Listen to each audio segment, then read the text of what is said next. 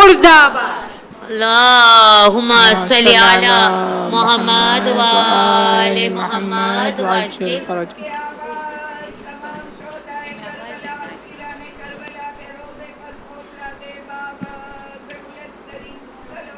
अल्लाहुम्मा सल्ली अला मुहम्मद।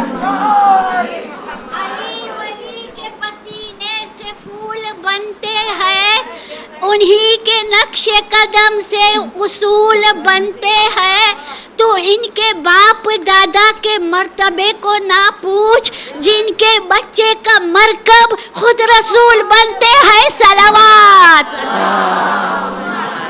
अला मोहम्मद। ભાઈઓ અહીંયા આવી જાઓ આગળ, આટલી બધી જગ્યા છે પ્લીઝ. યા અલી થોડુંક થોડુંક પ્લીઝ, સાઈડમાં આટલી બધી જગ્યા છે. ફાતિમ સોમજી પાસે જગ્યા છે, પ્લીઝ થોડુંક થોડુંક થોડુંક થોડુંક સલાવાત પઢીને પ્લીઝ જરાક રોનક થાય. અલ્લાહુમ્મા સલ્લી અલા मोहम्मद वाले मोहम्मद सल्लल्लाहु सल्ली अला मोहम्मद वाले नारे तकबीर, नारे रिसाला, नारे हैदरी हैदरी हैदरी, बाबा से बुलंद नारे सलवात। अल्लाहुम्मा सल्ली अला मोहम्मद वाले मोहम्मद वअज्जिल फरज। बिस्मिल्लाह। सूरह फातिहा हिदिया सैयदुश्शुहदा शुहदाए करबला व उसराए कूफा व शाम। बिस्मिल्लाहिर्रहमानिर्रहीम। अल्हम्दुलिल्लाहि रब्बिल आलमीन।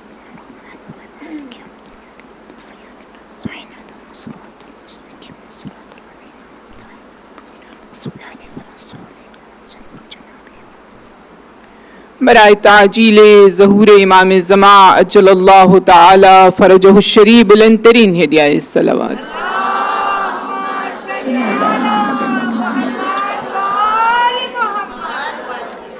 बराए आमदे चहारदा मासूमीन अलैहिमुस्सलाम बारे दीगर बुलंद तरीन हिदियाए सलावत।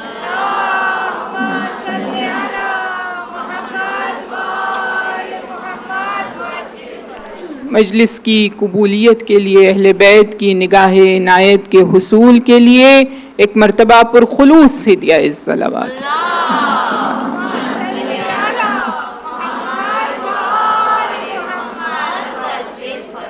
औज़ु बिल्लाहि मिनश शैतानिर रजीम। बिस्मिल्लाहिर रहमानिर रहीम। अल्हम्दुलिल्लाहि रब्बिल आलमीन। अस्सलातु वस्सलामु अला सय्यिदिल अंबिया वल मुरसलीन व अफ़ज़लिस सुफ़राइल मुक़र्रबीन अल अब्दिल मुअय्यदिर रसूलिल मुसद्दद अल मुस्तफ़िल अमजद अल महमूदिल अहमद अबिल क़ासिमी मुस्तफ़ा मुहम्मद। दुरूद भेजिएगा।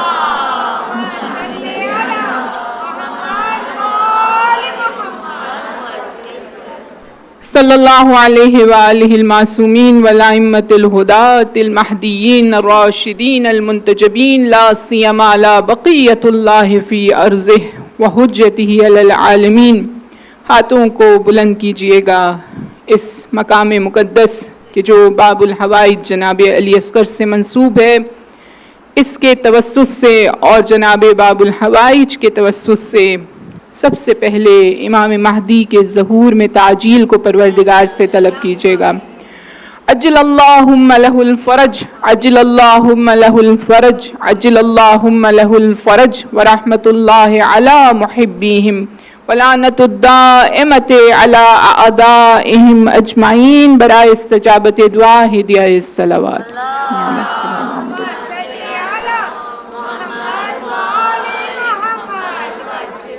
फ़क़त क़ालल्लाहु तबारका व तआला फ़ी किताबिहिल मजीद वल फ़ुरक़ानिहिल हमीद व क़ौलुहुल हक़ व हुवा अस्दक़ुस सादिक़ीन। बिस्मिल्लाहिर रहमानिर रहीम। व जअल लकुमुस समअ वल अब्सारा वल अफ़इदा लअल्लकुम तशकुरून। इब्तिदाए कलाम उस परवरदिगार के नाम से कि जिसने इंसान को जब आँखों की सूरत में, कान की सूरत में नेमतें अता की, तो इन नेमतों के अंदर हर एक के अंदर एक बैलेंस को करार दिया। और इस बैलेंस को समझने के लिए एक कान की और ख़ुद आँखों की ہم اگر اس کی فزیکل اپیئرنس کے علاوہ اس کی دقتوں کو سمجھنے کی کوشش کریں اور اس کی اناٹومی کے اندر جائیں تو ہمیں ایک چیز بہت اچھے سے سمجھ میں آتی ہے کہ پروردگار عالم نے قرآن حکیم فرقان مجید میں جب کان کا تذکرہ کیا تو وہ آنکھ سے قبل کیا، اس کے پیچھے کچھ وجوہات علماء نے اس کی فزیکل جو اسپیکٹس ہیں اس کے اعتبار سے بیان کی ہیں۔ یہ آیہ مجیدہ کہ جس کی تلاوت کی میں نے سعادت حاصل کی، اس آیہ مجیدہ اس کا آخری حصہ ہے جو کہ سورہ نحل کی آیت نمبر 78 ہے۔ اس میں واضح طور پر اس امر کی طرف اشارہ کیا کہ پروردگار نے تمہیں پیدا کیا ماں کے بطن سے جبکہ تم کچھ نہیں جانتے تھے۔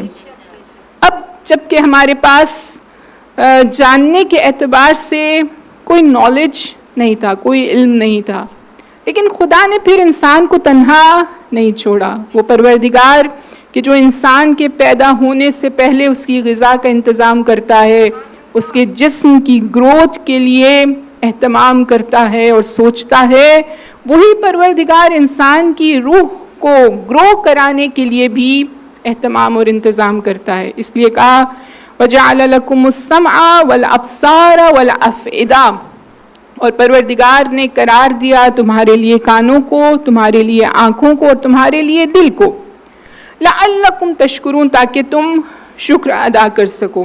اب وہ بحث جو میں نے آپ کے سامنے ابتدا میں ادھوری چھوڑی کہ جو سمع ہے، جو کان ہے یا جس سے ہم ہیئرنگ کی خصوصیت حاصل کرتے ہیں، کیونکہ کان کے لیے عربک میں اذن کا لفظ استعمال کیا گیا ہے، لیکن سم یعنی سماعت اور ہیئرنگ، اس کو ابصار سے پہلے کیوں استعمال کیا گیا؟ قرآن میں یہ جو کلمہ ہے سمع والابصار والافئدہ، یہ ریپیٹ ہوا ہے یہ سینٹنس، کچھ اور سورہ مبارکہ میں بھی اس کا ذکر کیا گیا، لیکن سیکوینس سیم ہے، اور سیکوینس سیم ہونے کی ڈفرینٹ وجوہات ہیں۔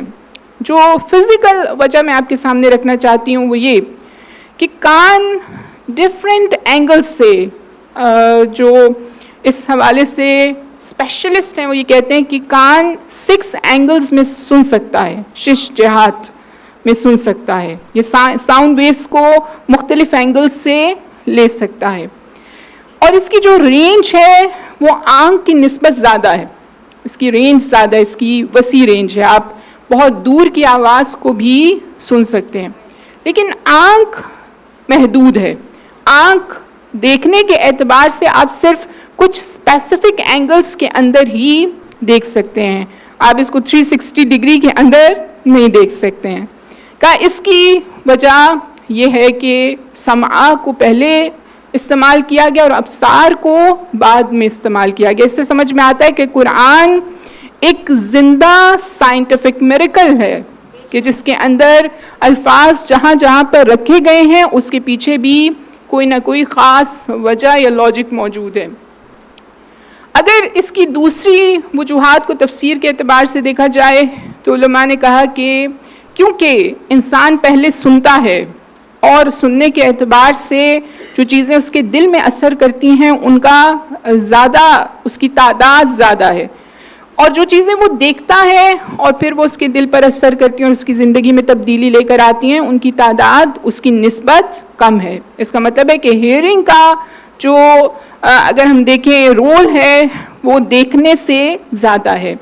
اسی لیے امام زین العابدین علیہ السلام جب رسالہ حقوق میں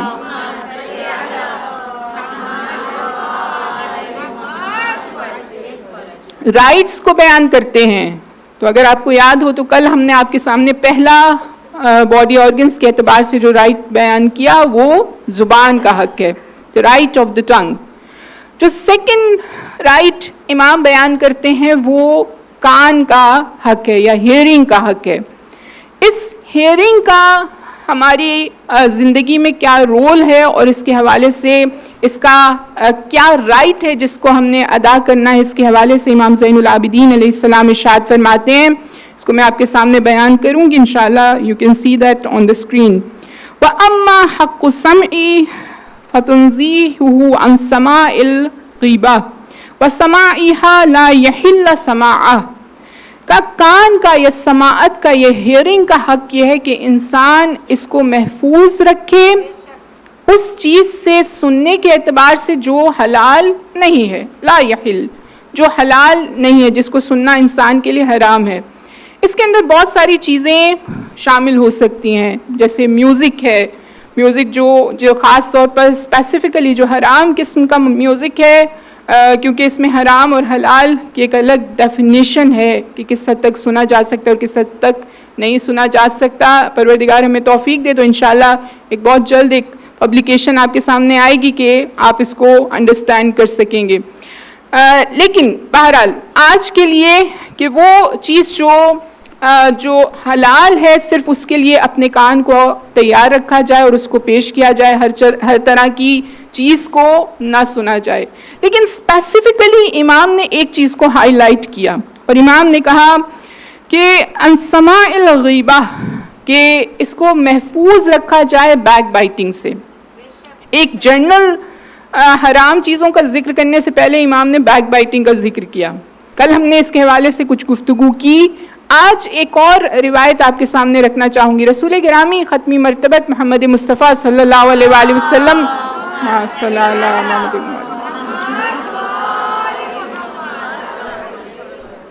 ارشاد فرماتے ہیں کہ جو غیبت کو سننے والا ہے وہ غیبت کو کرنے والے کے برابر گناہگار ہے.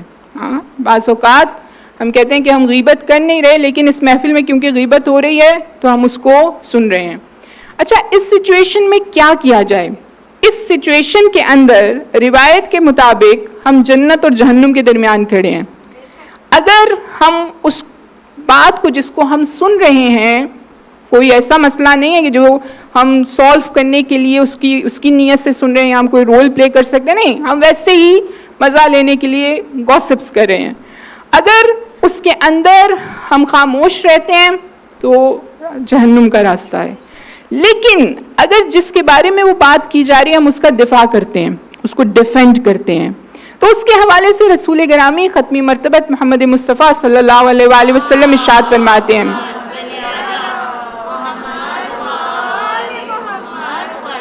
کہ جو شخص بھی کسی مومن کی برائی کو سنتا ہے اور پھر اس کے حق کے لیے کھڑا ہوتا ہے اور ڈیفینڈ کرتا ہے، پروردگار روز قیامت اس کی عزت کی حفاظت کرے گا. اللہ اکبر. ہم یہ جو یا ستار اگر پڑھتے رہیں تسبیح پر، لیکن اور پروردگار سے کہیں پروردگار روز قیامت میرے گناہوں کو پوشیدہ رکھنا، لوگوں کے سامنے نہ آئے، اس کے بجائے ایک پریکٹیکل طریقہ بیان کیا.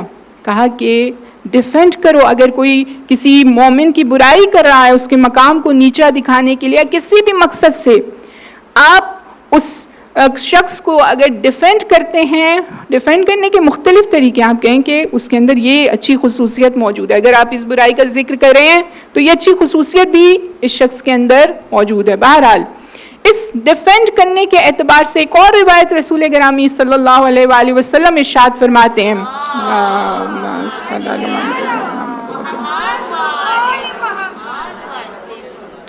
آپ فرماتے ہیں کہ اگر کوئی شخص کسی مومن کا دفاع کرتا ہے اس کی غیر موجودگی میں ہونے والی غیبت پر، تو پروردگار عالم اسے جہنم کی آگ سے محفوظ ہونے کا پروانہ عطا کر دیتا ہے. اللہ اکبر.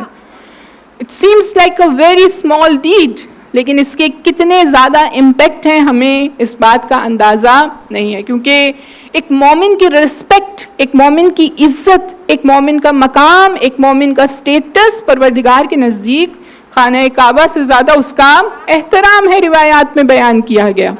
بس یہاں پر ایک اور چیز، میں اپنے کان کو، ایک جو غیبت کا اسپیکٹ ہے وہ اپنی جگہ پر، لیکن کان کو مجھے کن مقاصد کے لیے استعمال کرنا ہے؟ اگر مجھے حرام کے لیے روکنا ہے تو قرآن کی تلاوت سننے کے لیے استعمال کرنا ہے، اچھی علم اور مفید گفتگو سننے کے لیے استعمال کرنا ہے، مجھے اچھا مشورہ، اچھی ایڈوائس کی ہمیشہ ضرورت رہتی ہے، اس ایڈوائس کو سننے کے لیے اپنے آپ کو تیار کرنا ہے. یہاں پر ایک بہت ہی اہم مطلب کہ جس کو سمجھنا ضروری ہے. بعض اوقات انسان کسی سے ایڈوائز لینے جاتا ہے اور وہ جواب سننا چاہتا ہے جو وہ چاہتا ہے.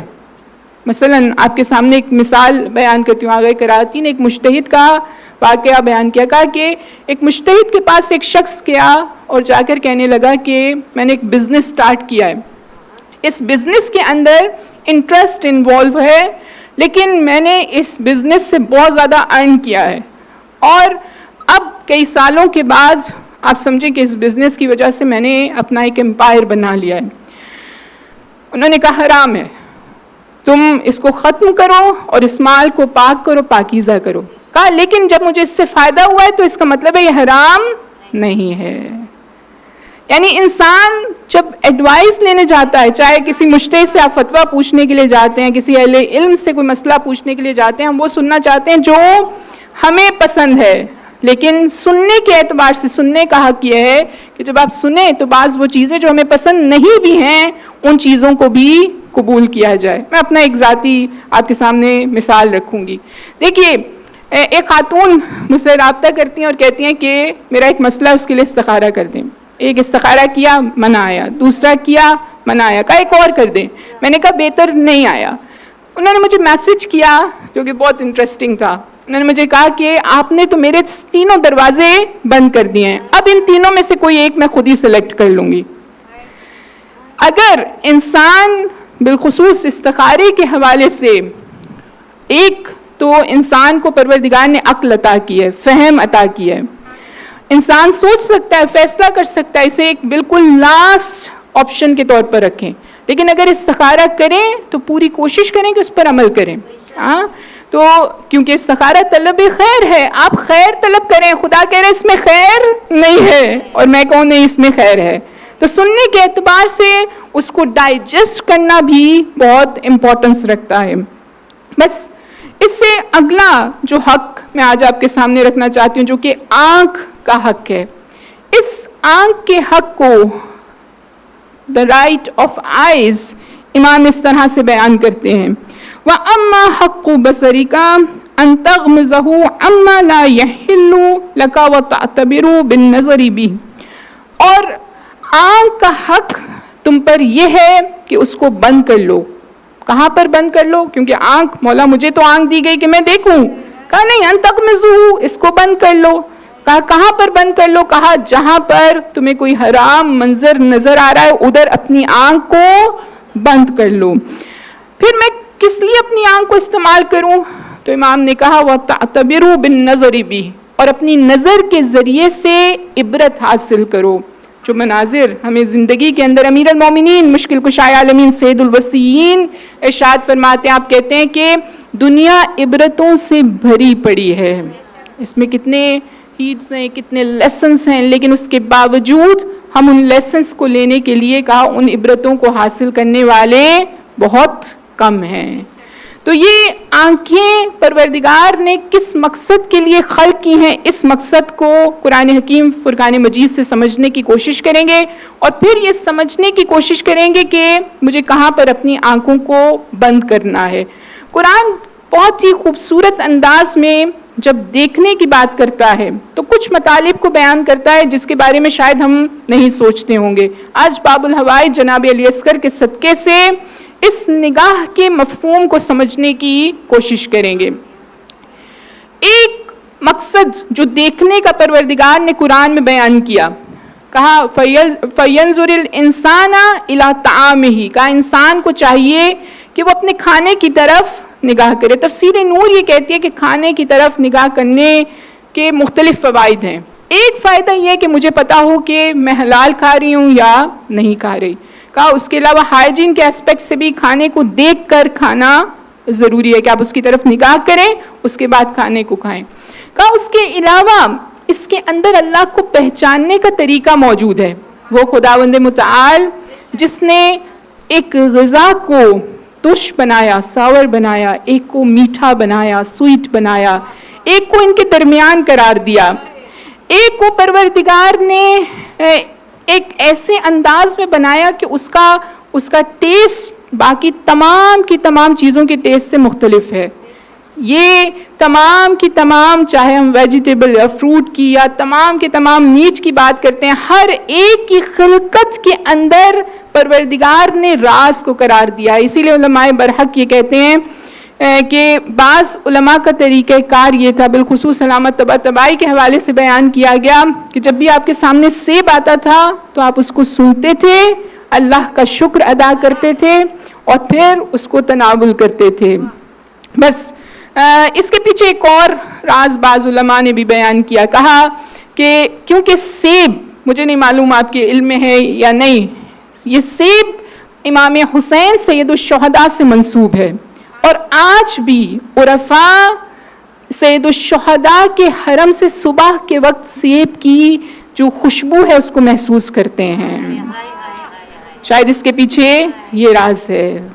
فَلْيَنْظُرِ الْإِنسَانَ إِلَىٰ طَعَامِهِ، اپنے غذا کی طرف نگاہ کرو اور اس کو دیکھو. ایک اور چیز جو نگاہ کے حوالے سے بیان کی گئی، ایک اور مقصد اور آبجیکٹو، میں کس آبجیکٹو کے تحت کسی چیز کو دیکھوں، کہا قُلْ سِیرُوا فِی الْأَرْضِ، دنیا کے اندر گھومو پھرو اور پھر دیکھو کہ پروردگار عالم نے کیف بدع الخلق، پروردگار نے کیسے مخلوقات کو پیدا کیا ہے. جب انسان کی آنکھیں ان مناظر کو دیکھتی ہیں، کبھی اوشن کو دیکھتی ہیں، کبھی آسمان میں موجود پرندوں کو دیکھتی ہیں، سمندر میں موجود مخلوقات کی ٹائپس کو جاننے کی کوشش کرتی ہیں، پھر زولوجی میں موجود اتنی ساری ریسرچ جو آج تک یہ سمجھنے کی کوشش میں لگی ہے کہ کتنے قسم کی مخلوقات اوشن میں موجود ہیں اور کتنے قسم کی مخلوقات آسمان میں پرندوں کی صورت میں اڑ رہی ہیں، ان تمام چیزوں کو دیکھو اور سمجھو کہ کس نے اس کو خلق کیا ہے. اللہ اکبر، اللہ اکبر. بس یہ ایک اور مقصد بیان کیا گیا. ایک اور مقصد کہ جس کو امام زین العابدین علیہ السلام نے ہائی لائٹ کیا وہ یہ کہ آنکھ سے عبرت حاصل کی جائے. کہتے ہیں امیر المومنین مشکل کشائے عالمین علی ابن ابی طالب سید الوصیین، اللہم صلی علی محمد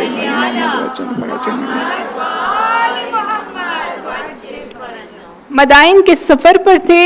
اس مقام پر پہنچے جہاں پر کسرا کے بڑے بڑے محل موجود تھے ایک وقت میں. آپ اس مقام پر بیٹھے اور آپ نے کہا کہ حیف ہے ان افراد پر جنہوں نے اپنی زندگیوں کو صرف کر دیا اپنی زندگی بنانے کے لیے. ان محلوں میں جن میں وہ رہتے تھے آج یہاں پر صرف خاک باقی رہ گئی ہے اور کچھ باقی نہیں رہا.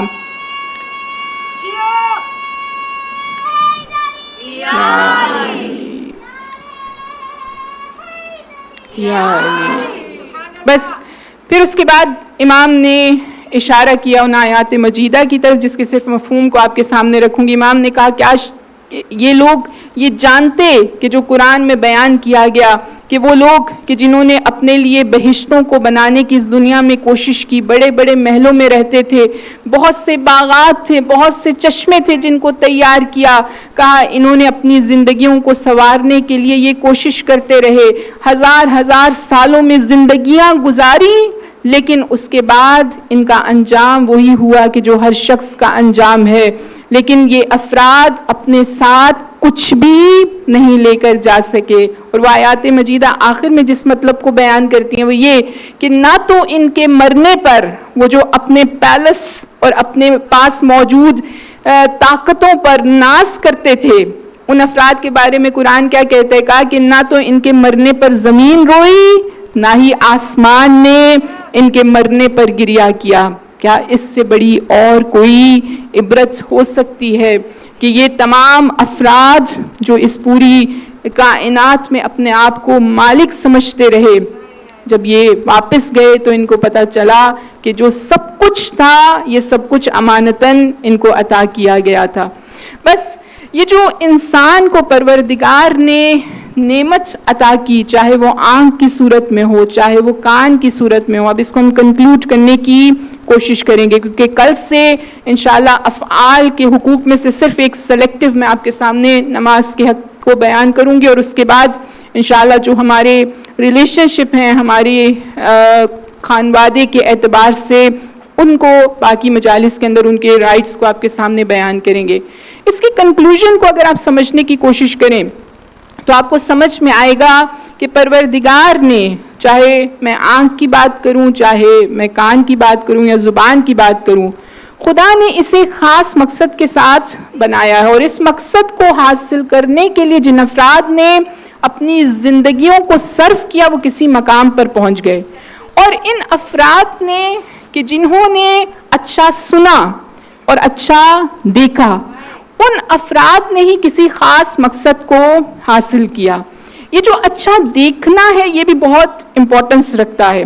وہ آیہ مجیدہ کہ جو اشارہ کرتی ہے سورہ نور کی آیہ مجیدہ، میں اس کی وضاحت میں نہیں جا رہی، صرف ایک میسج آپ کو دینا چاہتی ہوں، جس میں مومنین سے کہا گیا کہ اپنی آنکھوں کو یغضوا ابصارہم، اپنی آنکھوں کو بند کر لو۔ اپنی آنکھوں کو بند کیوں کر لیں؟ تاکہ تم اپنی چیسٹی کو یا اپنے پرائیویٹ پارٹس کو محفوظ رکھ سکو، کیونکہ انسان جو منظر دیکھتا ہے وہ منظر اس کو کسی بھی طرف لے کر جا سکتا ہے۔ اگر وہ منظر حرام ہے تو انسان کی زندگی تباہ ہو سکتی ہے۔ خود امام جعفر صادق علیہ السلام ارشاد فرماتے ہیں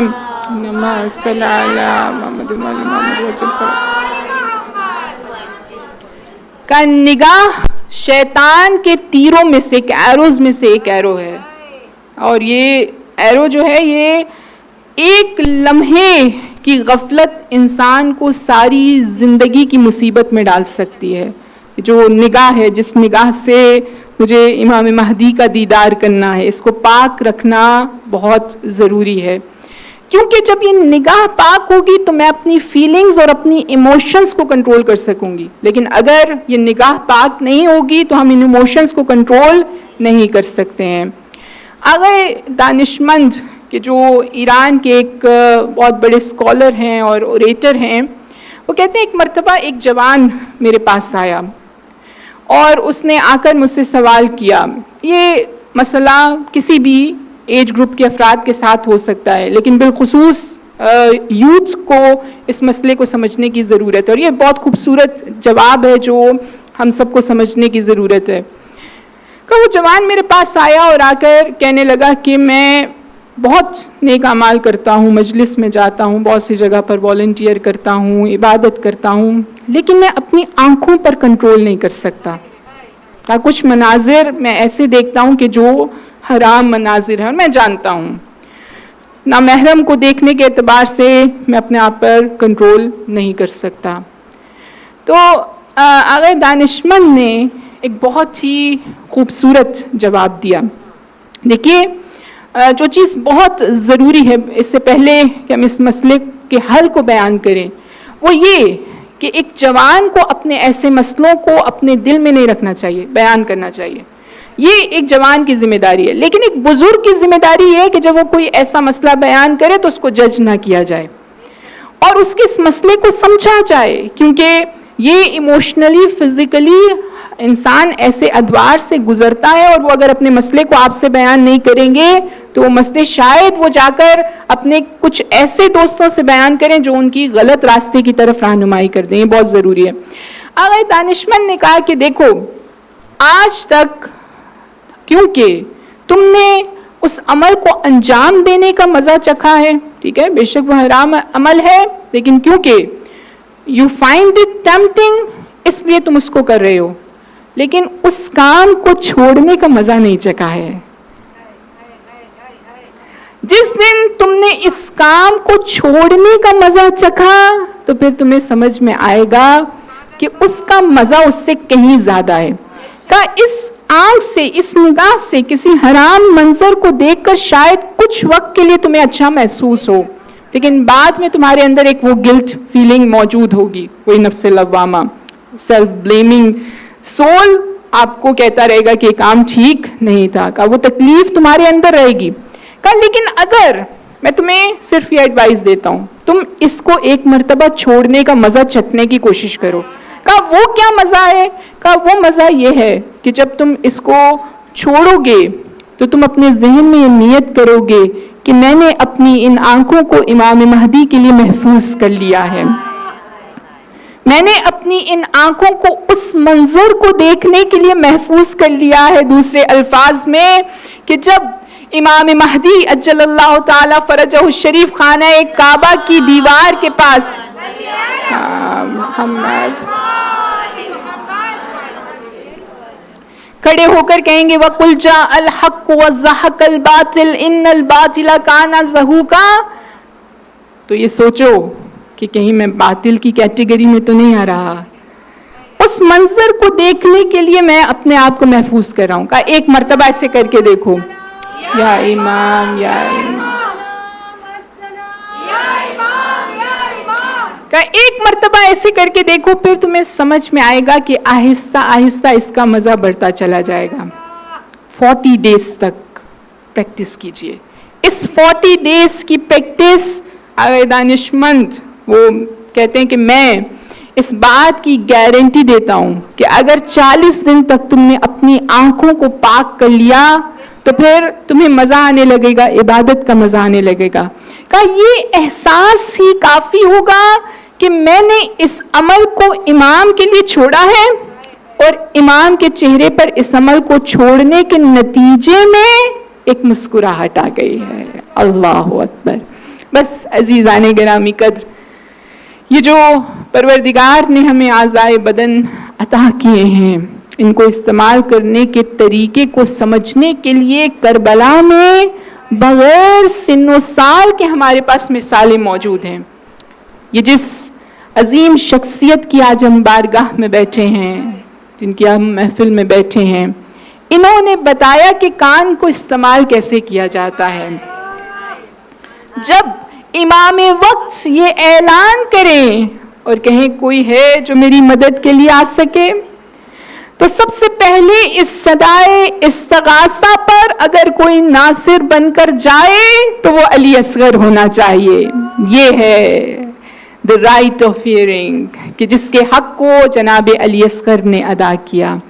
اور پھر اس کے بعد اپنی آنکھوں کے ذریعے سے آپ دیکھیے اس کے پیچھے کیونکہ اس محفل میں کچھ بہت ہی چنیدہ مجالس بڑوں کی ہوتی ہیں اور ہمیں بہت کم موقع ملتا ہے اس سے استفادہ کرنے کا, تو اس کو جب میں اس موضوع کو اور اس محفل کو سوچ رہی تھی تو میرے ذہن میں ایک بات آ رہی تھی کہ جناب علی اصغر نے جب اپنے کان کو صحیح طرح سے استعمال کیا اور اس صدائے استغاثہ کا جواب دیا تو نتیجے میں پروردگار نے ان کی آنکھوں کو امام وقت کی زیارت کروا دی.